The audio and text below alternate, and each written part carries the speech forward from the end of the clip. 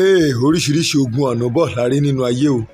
Ogun ànábọ̀ a rí ogun ẹyẹ ànábọ̀ tàbí ogun ẹranko ànábọ̀. Wá gbọ́ mi, fún wọn tí ogun ànábọ̀ bá ń yọ lẹ́nu, òun pawó lóòótọ́ tó bá máa débi owó rẹ̀ wọ́n á ti fa 100,000 yọ, wọ́n á ti fa 10,000 yọ, o ò mọ bówó ẹ ṣe ń dín, o kàn ń ṣọ́ọ̀tì ní òjèrè. Ó yá type àmì ní comment section, ó yá fi ọwọ́ ọ̀tún rẹ share fọ́nrán ìfogúnlọ́gọ̀ àwọn ènìyàn, follow page wa o, kó wá save fídíò yìí, ó yá ṣàmì àdúrà tọkàntọkàn. Ta lẹni tó ń rán ogun ànábọ̀ sínú ayé mi? Ta lẹni tó ń rán ogun ànábọ̀ sí di ọjà mi? Olúwa bá mi tú àṣírí ẹ̀ lénìí, kó bá mi lùrú ẹni bẹ́ẹ̀ pa lórúkọ Jésù Kristi. Ogun ẹyẹ ànábọ̀, ogun ẹranko ànábọ̀ tí wọ́n rán sí company mi láti jẹ company mi run, láti jẹ iṣẹ́ mi run, ogun ọ̀run kó tú àṣírí ẹ̀ lénìí lórúkọ Jésù Kristi.